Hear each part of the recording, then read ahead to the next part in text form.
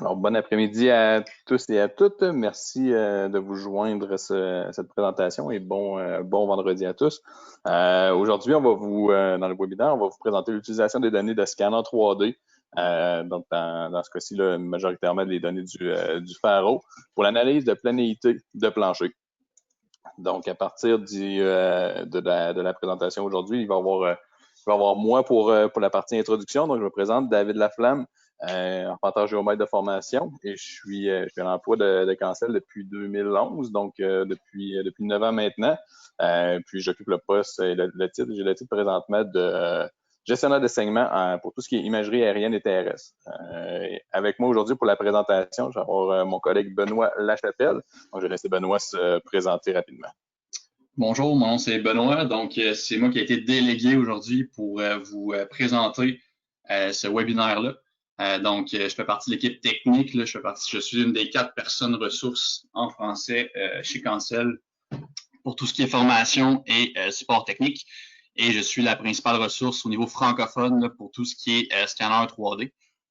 Donc, c'est une présentation aujourd'hui qui vient en fait de mon collègue Chérif Abrahim, qui est basé à Vancouver. Donc, c'est une formation, c'est pas une formation plutôt, mais un webinaire en anglais qui a lieu il y a quelques semaines. Et aujourd'hui, en fait, c'est la traduction francophone de celui-ci. Merci beaucoup, Benoît. Donc, on a une belle liste de participants aujourd'hui à ce webinaire. Puis, ce qu'on va vous présenter là, dans les 30 prochaines minutes. Rapidement, là, je vais faire une rapide introduction à Cancel pour ceux qui nous connaîtraient un petit peu moins. Je vais par la suite parler de différentes solutions d'inspection de planéité de sol. Benoît, excusez-moi, va parler de différentes solutions d'inspection de planéité de sol. On va aussi discuter de flux de travail de planéité de sol, encore une fois.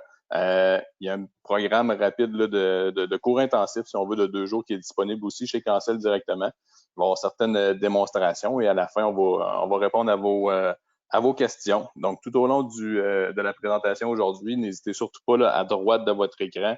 Vous devriez avoir accès à un endroit pour poser des questions. Donc, n'hésitez surtout pas à venir poser vos questions, puis on va pouvoir y répondre à la fin.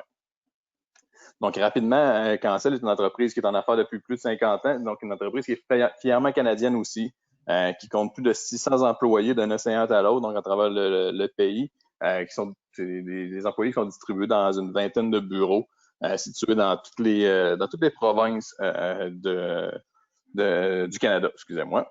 Et Cancel est aussi un groupe de compagnies. Donc, vous connaissez bien sûr l'équipe de Cancel fort probablement. Donc, tout ce qui est équipement d'arpentage, drone, scan 3D, fourniture de chantier, solutions d'ingénierie aussi, l'imagerie, la cartographie mobile aussi, qui est disponible à partir de chez Cancel directement. Par la suite, on a aussi SolidCAD, qui est une compagnie de Cancel, donc qui va vous offrir tout ce qui est solutions Autodesk, formation, service de consultation aussi, optimisation de flux de travail. Ils ont aussi tout ce qui est gestion documentaire avec Bluebeam. On a aussi Building Point Canada, qui est tout ce qui est construction verticale, donc utilise les produits de Trimble autant au niveau du scan 3D que des différentes stations d'arpentage. Par la suite, on a aussi Cobalt pour tout ce qui est fourniture et imprimante et fourniture, c'est des services d'impression grand format, donc vraiment le plus grand qu'un plan que vous pourriez voir. Donc vraiment le très, très grand format avec Cobalt. Par la suite, Vantage, qui est tout ce qui est agriculture de précision, Lidar, puis encore une fois, c'est une compagnie qui utilise tout ce qui est équipement et solutions logicielles à partir de chez Trimble. Et finalement, FIGIS, qui est pour tout ce qui est données satellitaires, collecte de données terrain, dénombrement de parcelles qu'il pourrait y avoir à relever, et ainsi de suite. Puis aussi, Cancel, dans toutes les compagnies que je vous ai nommées tout à l'heure, c'est toutes des compagnies qui vont avoir un service de support technique et service professionnel aussi pour tout ce qui est optimisation de flux de travail, que ce soit avec des instruments d'arpentage, que ce soit avec des logiciels, la connectivité entre le terrain, le bureau, et ainsi de suite. Donc, c'est toutes les choses qu'on est capable de faire à l'interne chez Cancel et qu'on est capable d'aider beaucoup l'optimisation dans vos différentes compagnies. Merci, David. Exact. Je laisse la parole à Benoît maintenant. Donc, je voudrais juste mentionner ici, par rapport au petit graphique qu'on voit, donc aujourd'hui, c'est surtout des solutions qui sont distribuées par Cancel. Mais pour ce qui est de l'analyse de planalité de sol, il y a aussi notre équipe Building Point pour tout ce qui est bâtiment vertical qui en fait, avec des logiciels soit conjoints ou logiciels autres, puis des technologies similaires aussi. Donc, si jamais vous communiquez avec nous par la suite pour incorporer cette technique-là dans vos projets, ça va probablement soit être avec nous, avec Cancel directement ou avec Building Point, donc tout dépendant de la direction, de la technologie et du logiciel par lequel vous dirigez. Donc, une petite introduction sur l'analyse de planité de dalles ou de sol. Donc, dans le temps, en fait, à l'époque, c'était plus une analyse qui était faite visuellement, avec notamment des jalons, un peu comme on voit à la gauche. Donc, et plus ça allait, plus on se déplace vers les méthodes modernes, mais plus la précision, plus l'efficacité, plus le temps était amélioré. Donc, on a commencé avec des méthodes visuelles que certains utilisent encore aujourd'hui. Sinon, il y a des techniques avec des lasers pour vérifier justement la planité, voir est-ce que le laser est visible en tout point, à quel endroit est-ce qu'il disparaît à ce moment-là, est-ce que c'est parce qu'il y a un trou, est-ce que c'est parce que le plancher se soulève. Suite à ça, on a aussi des techniques avec des inclinomètres de haute précision appelés Dipstick, qui est la compagnie qui les produit, qui sont utilisés aussi par plusieurs personnes. Il y a soit avec des inclinomètres, il y a aussi avec des pressions d'huile dans des tuyaux pour vérifier les planités. Et finalement, de plus en plus sur le marché, ce qu'on voit, c'est l'utilisation de scanners 3D. Ici, on a le Faro Focus qu'on distribue ici chez Cancel. Mais ça peut être à peu près n'importe quel scanner à condition que les précisions soient acceptables en termes de précision 3D. Donc, il y a certains scanners qui sont bas de gamme, qui coûtent pas très cher, mais qui malheureusement, la précision ne permet pas de déterminer avec une assez grande précision en millimètres est-ce qu'une dalle est droite ou pas. Donc, il y a aussi une notion de précision lorsque vient au temps de choisir le scanner pour pouvoir faire ces travaux-là. Donc, les deux types de livrables qu'on peut faire avec un scanner 3D pour ce qui est l'analyse de planité de sol, il y en a une qui s'appelle plutôt carte d'analyse. Donc, c'est vraiment, en anglais, on appelle ça un heat map. Donc, c'est vraiment une carte qui nous permet de voir les zones de dépression et des zones de surélevé par rapport à une hauteur parfaite. Donc, ces cartes-là permettent de calculer, entre autres, des volumes en remblais et déblais. Donc, ils permettent notamment aussi de calculer le nombre de sacs, par exemple, d'auto-nivelants qu'il faudrait acheter pour pouvoir remplir les trous, si on veut, de notre dalle, ou à quel endroit est-ce qu'il faudrait peut-être même sabler littéralement pour pouvoir reniveler tout ça. Donc, c'est le livrable le plus facile à produire, le plus simple. Il permet aussi de faire des cross-sections un peu partout pour voir le profil à certains endroits, puis vérifier est-ce qu'on respecte les normes. Sinon, la norme la plus utilisée pour la planité de sol, c'est une norme ASTM, qui est la E1155, qui est appelée en anglais la norme FFL pour Floor Flatness et Floor Levelness. Donc, c'est une norme qui est demandée sur certains chantiers, qui doit être vérifiée à l'intérieur de 72 heures de l'installation de la dalle. Et si jamais la norme n'est pas respectée, bien là, il faut appliquer les correctifs dans un délai de 72 heures habituellement. Donc, un petit peu plus de détails sur cette norme-là, ASTM quoi? Donc, c'est la ASTM E1155. Donc, la ASTM, c'est la American Society for Testing and Materials. Donc, c'est des normes associées au bâtiment pour la construction. Et cette norme-là est vraiment associée pour les dalles. Donc, il y a deux seuils qui sont à respecter, qu'il faut rentrer habituellement lors de la création du rapport. Donc, il y a la norme FF, donc Floor Flatness, puis en fait, en français, ce serait plutôt est-ce que c'est K-Author. Donc, en anglais, il appelle ça la bumpiness. Donc, est-ce que c'est bien lisse ou est-ce qu'il y a plusieurs petites bosses? Et il y a aussi, est-ce que c'est bien horizontal, est-ce que c'est bien niveau? Le FL, le Floor Levelness. Donc, un plancher peut avoir ces deux caractéristiques-là. Donc, il peut être parfaitement droit, mais avoir plusieurs petites bosses, ou il peut être parfaitement aussi lisse, mais être croche. Donc, il y a toujours ces deux caractéristiques-là qui sont à vérifier pour le test de l'ASTM. Donc, c'est une analyse statistique qui est faite sur certaines sections du plancher. Donc, on va faire des cross-sections un peu partout, des profils qui vont être analysés. Et on va vérifier statistiquement, est-ce que ces deux normes-là sont respectées. Donc, les lignes doivent être distribuées selon un certain pattern. Donc, la plupart du temps, c'est soit des lignes qui se croisent en diagonale comme ça ici ou de façon droite sur le plancher, qui doivent être bien distribuées pour couvrir l'ensemble de la dalle. Et avec les données recueillies le long de ces lignes-là, on peut analyser de façon automatique dans un rapport les normes FF, FL et voir si ça passe les standards requis. Donc, pour donner une idée, par exemple, de norme FF pour ce qui est est-ce que c'est chaotique ou non, pour un magasin, par exemple, souvent une norme avec une valeur de 25 est correcte. Si on y va plutôt pour des gymnases, des salles d'entraînement, parfois ça veut monter jusqu'à 50. Et pour des studios de télévision, lorsqu'on parle de caméras qui doivent rouler là-dessus, d'avoir une dalle qui est parfaitement lisse, là, ça peut monter jusqu'à 100. Donc, c'est vraiment des valeurs qui varient en fonction de l'utilisation de ce plancher-là pour la fonction de la bâtisse. Donc, il y a différents workflows en anglais ou flux de travail en français possibles. Donc, il y a plusieurs scanners disponibles par chez nous, chez Cancel. Donc, on a les scanners Faro, on a les X7 qui sont disponibles via notre suite Building Point. On a la station totale aussi SX10, donc la station totale hybride. On a aussi la série TX qui se trouve quelque part entre la X7 et la SX10. Donc, il y a plusieurs solutions de scanners. C'est tous des scanners qui ont une précision acceptable pour ce type d'analyse-là. On a des scanners plus d'entrée de gamme qui, malheureusement, sont pas assez précis là, pour donner la précision. Donc, ici, ça fait partie, par exemple, des types qui ont une précision requise. Pour ce qui est des logiciels, il y a plusieurs logiciels aussi requis. Les 3 logiciels que vous voyez ici, c'est les logiciels qui permettent de calculer automatiquement un rapport ASTM E1155.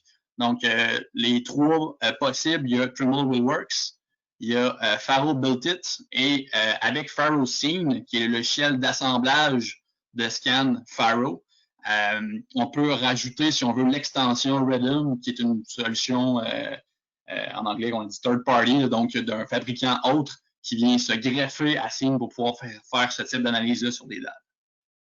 Principalement aujourd'hui, on va couvrir Willworks et Built It, qui sont distribués directement par le groupe Cancel. Pour vérifier l'analyse de la planité d'une dalle, il y a des méthodes aussi qui peuvent être dites de façon simplifiée. Comme par exemple le logiciel As-Built, que plusieurs d'entre vous peuvent connaître ou qu'on possède peut-être aussi, permet de faire des analyses par rapport à des plans. Donc, même si ce n'est pas une analyse qui est spécifique au plancher ou aux dalles, on peut faire, par exemple, une analyse par rapport à un plan parfait qui passerait soit par la hauteur moyenne de notre dalle ou par rapport à une hauteur de référence. Et on peut venir donner un résidu, ou pas un résidu, mais un livrable colorié comme ça ici, qui colorise les différences d'élévation sur notre plancher. Donc, même si ce n'est pas orienté spécialement pour ça, on peut réussir à avoir un résultat semblable, par exemple, avec As-Built. Sinon, si on y va avec RealWorks, par exemple, il y a une petite vidéo aussi que je vais décrire rapidement. Donc, le but, c'est pas nécessairement de faire une procédure avec vous, c'est vraiment de voir grossièrement comment ça peut fonctionner. Donc, on voit qu'on a ici, par exemple, 8 stations de scan. Ce qui est bien avec RealWorks, qui est le logiciel de Trimble d'assemblage de scan, c'est que l'assemblage, l'analyse, les livrables, tout ça se fait au sein du même logiciel. Donc ici, on a les scans qui ont été déjà assemblés déjà dans RealWorks. RealWorks est capable de gérer à peu près n'importe quel scanner, donc pas juste les scanners Trimble, il est capable de gérer aussi les scanners Faro, par exemple.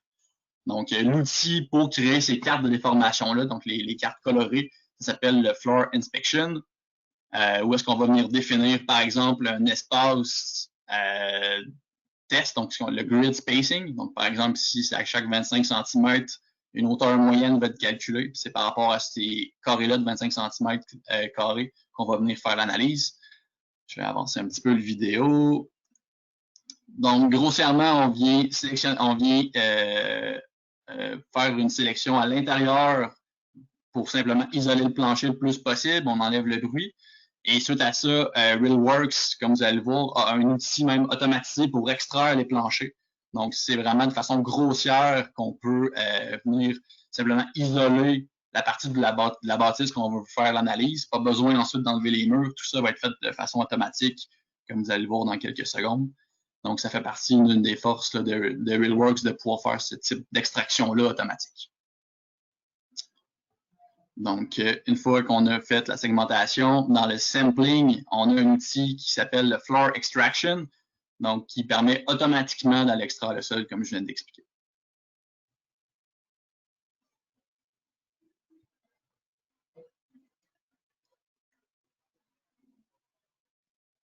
Je vais avancer un petit peu la vidéo.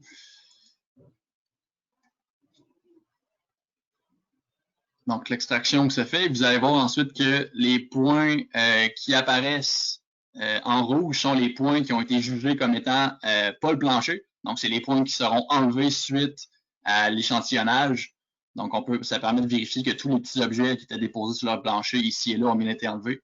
Et en acceptant comme ça ici, on voit tout ce qui est enlevé. Donc, vraiment, le sol est simplement gardé de cette façon. La vérification visuelle. Et suite à ça, on peut venir aussi enlever le pourtour, donc tous les petits points qui restaient, on peut venir les enlever pour garder vraiment juste la date. Ensuite, on sélectionne la zone à couvrir. On détermine le grid spacing, donc à quel échantillonnage on va venir faire l'analyse. Donc, par exemple, ici, à chaque 25 cm, on va avoir une valeur de remblai-déblai, donc une valeur, est-ce que notre plancher est au-dessus ou en dessous d'un plancher parfait. Donc, on va avoir une valeur qui va pouvoir être extraite de cette façon-là. Et là, après ça, vient le temps de déterminer l'élévation parfaite. Fait que il y a deux façons de faire. Soit qu'on vient prendre une élévation moyenne et qu'on considère ça comme étant une élévation parfaite. Soit qu'on vient cliquer un point à un certain endroit. Donc, comme on va le voir ici, quelquefois, c'est le bas de l'escalier qui est considéré comme étant la hauteur parfaite. Donc, on peut simplement piquer un point à la base de l'escalier. Et ça va nous donner l'élévation. Benoît, je ne sais pas si tu peux m'entendre. Je crois qu'on vient de perdre le son de ton côté. Est-ce qu'on m'entend? Oui, c'est de retour. Ah, OK. Désolé. Donc, ce que j'expliquais, c'est qu'on peut aller chercher une élévation parfaite, en fait, une élévation moyenne, ou on peut aller cliquer une élévation, par exemple, en bas d'un escalier. Certaines personnes demandent d'avoir cette élévation-là comme étant l'élévation par défaut.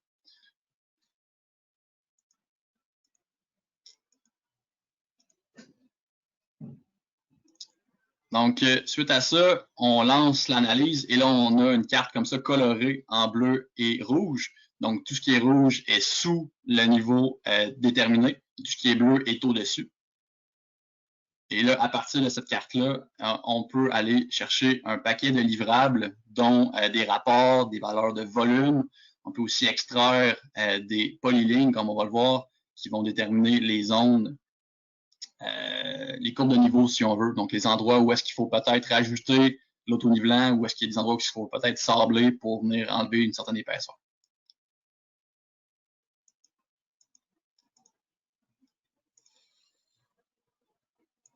Donc, on a un rapport d'inspection comme ça ici, qui nous permet d'avoir le volume en mètres cubes, donc au-dessus, en dessous, donc un rapport de cut and fill en anglais ou en remblai-déblai en français. Donc, on a aussi les superficies qui se retrouvent au-dessus ou en dessous de l'élévation de référence. Ce rapport-là, comme vous voyez, sort directement dans Microsoft Word. Donc, vous pouvez l'éditer comme vous voulez. Vous pouvez racheter le logo de votre compagnie. Vous pouvez racheter du texte. Donc, vous n'êtes pas pris avec un template prédéfini. Vous pouvez vraiment l'éditer à votre goût. Puis, vous avez aussi la carte là, colorée qui sort automatiquement comme ça ici.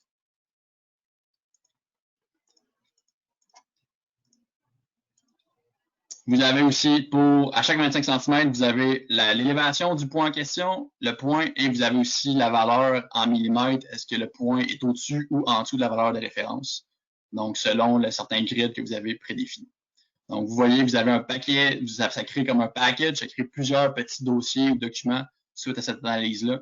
Et vous avez aussi un TIFF, donc une carte géoréférencée que vous pouvez placer, par exemple même dans AutoCAD si vous voulez vectoriser par-dessus ou juste la mettre dans un plan connu pour pouvoir avoir justement les valeurs de remblai-déblai.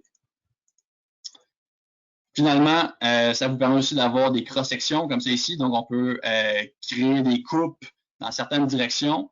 et ça nous permet de voir en rouge la hauteur parfaite et en vert, par exemple, la hauteur du plancher. Donc, en déplaçant ça, on peut avoir les cross-sections un peu partout.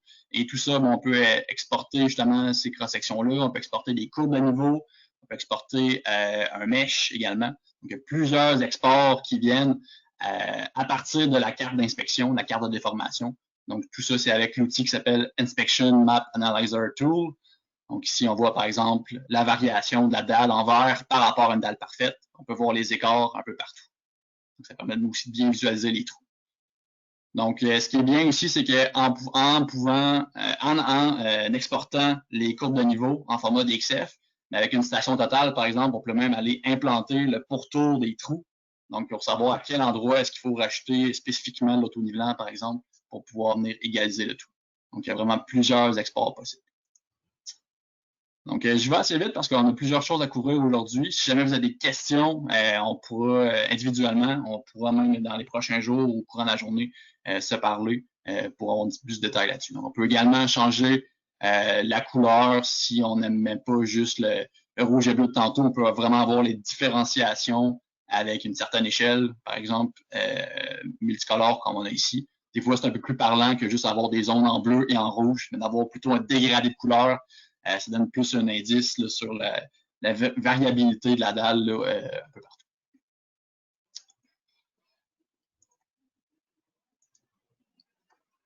Donc, ça, c'était dans RealWorks.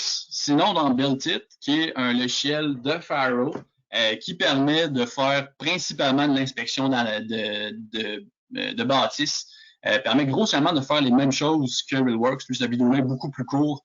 C'est juste pour voir un peu la différence, mais grossièrement, c'est la même chose. On peut agencer des scans Faro. Lui, il est vraiment plus orienté Faro puisque c'est le logiciel du fabricant. Donc, grossièrement, une fois que c'est agencé, on peut encore une fois déterminer la zone qui est à analyser manuellement, l'isoler tout simplement, et c'est grossièrement les mêmes principes que dans RealWorks. Une fois qu'on l'a analysé, on vient donner une hauteur de référence ou une hauteur moyenne, et en quelques clics, nous allons voir le même petit rendu coloré de déformation, ainsi qu'un petit rapport contenant grossièrement les mêmes informations. Donc, ce logiciel-là est plus orienté, je dirais, pour les utilisateurs Faro, contrairement à l'autre qui est plus orienté peut-être pour les utilisateurs Trimble, pour ceux qui ont RealWorks. Donc, on a ici la colorisation avec un dégradé multicolore, un peu comme on avait tantôt, ainsi qu'un petit rapport également contenant les volumes, remblais des blés et les superficies également. Sinon, l'analyse un peu plus avancée que certains logiciels offrent, dont RealWorks, BuildIt et le petit plugin Rhythm pour Scene, c'est l'analyse FFFL respectant les normes de l'ASTM. Donc, vous avez littéralement l'outil FFFL avec l'ASTM en parenthèse. Et ce qui est bien, c'est que cette analyse-là se fait de façon vraiment automatisée ou presque, dans le sens que même si vous ne l'avez jamais faite, au moment où est-ce que vous savez vos seuils de FF et vos seuils de FL à respecter, il suffit de les savoir, mais l'analyse, vous avez juste à cliquer et si jamais vous ne respectez pas les normes, vous allez voir, il y a des petits messages d'erreur qui vont apparaître, il y a des lignes qui vont être rouges au lieu d'être vertes. Donc, c'est difficile en fait de rater son analyse. Le logiciel vérifie pour vous que toutes les normes sont bien respectées au moment de choisir, par exemple, la zone à couvrir, au moment de faire les sections rouges. Donc, vous voyez, tant que la zone n'est pas verte, ça veut dire qu'elle n'est pas assez grande. Et quand la zone tombe verte, vous avez une superficie suffisante pour faire l'analyse, par exemple. Donc, on détermine une zone test. On se rappelle que le FFFL agit sur certaines zones, seulement certaines sections statistiquement. Donc, on ne va pas couvrir l'ensemble de la zone pour ce test-là. Donc, dans la zone en verte, on va aller dessiner suite à ça en anglais des samples, mais des sections, en fait, qu'on va venir dessiner. On va aller faire des croisements. Et lorsque les sections sont vertes, c'est qu'ils vont respecter les distances minimales. Donc, comme c'est ici, des petites sections. On a les valeurs de FF et de FL qui apparaissent à ce moment-là.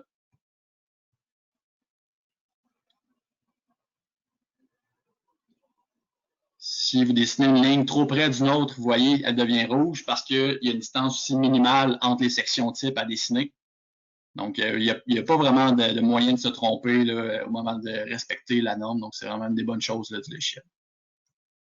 Et tant que vous n'avez pas non plus le nombre de sections minimales, vous ne pourrez pas générer le rapport. Donc, il y a une section aussi minimale le nombre de sections minimales à dessiner également. Je vais l'avancer un petit peu.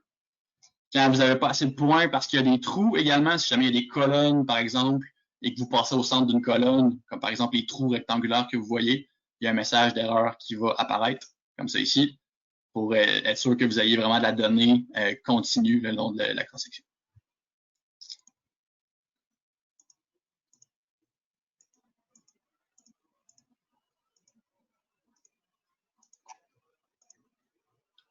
Ensuite, on peut générer le rapport. Ici, c'est la partie la plus difficile, c'est de savoir les tolérances, les seuils à respecter.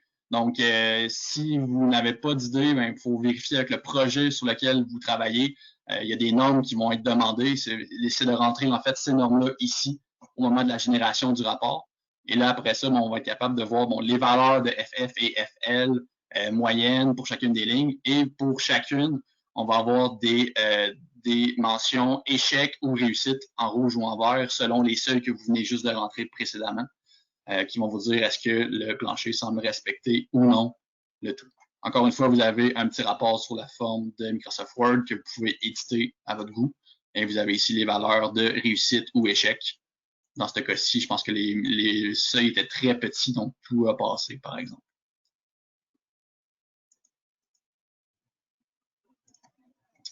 Et même chose, si on regarde dans Build It, encore une fois, grossièrement la même chose, c'est vraiment juste une question d'outils où cliquer, mais ça respecte les mêmes normes, ça crée le même livrable, tout dépendant du logiciel qu'on possède ou de ce qu'on préfère comme interface, mais c'est grossièrement la même norme qui est respectée. Donc la zone est définie, les lignes sont dessinées. Comme ça ici. On rentre nos valeurs de seuil, on clique sur le FFFL avec nos 4 seuils comme tantôt dans RealWorks. Et suite à ça, vous avez un petit rapport de Build It qui est un peu plus joli visuellement, mais qui est dans un mode PDF, donc qui est pas aussi éditable. Donc, dépendant de ce qu'on préfère, un produit plus fini, un peu plus joli, mais déjà en PDF, ou vous préférez l'éditer, c'est au choix aussi.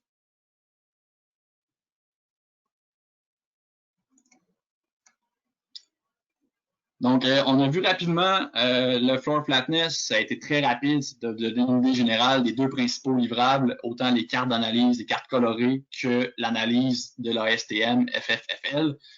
Si jamais vous voulez intégrer ces méthodes-là dans vos flux de travail, puis vous avez besoin d'aide, il y a des formations qui sont disponibles chez Cancel. Souvent, on parle d'une formation de 2 jours pour couvrir complètement de l'acquisition de données par scan jusqu'à l'analyse. Si vous avez déjà un scanner, vous êtes déjà familier avec les méthodes de scan, à ce moment-là, il y a moyen de réduire. Souvent, ça va peut-être à une journée pour simplement couvrir l'analyse de plancher et pour le logiciel en question. Donc, ça faisait le tour de la courte présentation. Si jamais vous avez des questions, on va tenter d'y répondre au mieux de nos connaissances. Puis si jamais c'est des questions très poussées, très pointues, ça va nous faire plaisir de vous trouver la réponse pointue qui va avec et de vous la partager soit par courriel ou par téléphone au courant de la journée ou de la semaine prochaine. Merci beaucoup, Benoît, pour la présentation. Très intéressant. Côté des questions, j'avais 2 questions ici. Donc, la première disait est-ce qu'il est possible d'exporter les résultats d'une analyse de planéité pour les avoir accès dans une station totale, par exemple, pour pouvoir venir implanter les zones problématiques? Oui. Avec RealWorks, notamment, c'est très facile d'exporter le DXF pour justement, on peut comme exporter, si on veut, les courbes de niveau avec certains seuils. Donc, on peut effectivement les implanter après ça le pourtour des trous ou des zones surélevées assez facilement avec une session totale par après. Le DXF sort directement de RealWorks, puis il est compatible directement dans n'importe quel carnet d'arpentage, comme avec Trimble Access, par exemple. Parfait. La deuxième question était en fait une réponse à celle-ci. Donc, ça disait merci beaucoup parce que tu n'avais justement parlé juste après, je crois. OK. Donc, C'est bon. désolé si je t'ai fait répéter ce côté-là. Pas de problème. Donc, il y avait pas d'autres questions. Donc, encore une fois, merci beaucoup, Benoît, pour la présentation. Si jamais vous avez d'autres questions, vous avez nos contacts ici à Benoît et à moi. Et je vous invite aussi à nos prochains webinaires là, la semaine prochaine, donc lundi sur Faro As Built. Donc, c'est un webinaire qui va être donné par une personne de chez Faro directement, donc qui va être en français, mais qui va être donné par une personne de chez Faro directement sur le logiciel. Et vendredi prochain, nous avons un autre webinaire aussi sur des produits Trimble. Encore une fois, merci beaucoup et je vous souhaite un excellent vendredi. Merci. Bonne journée. Au revoir.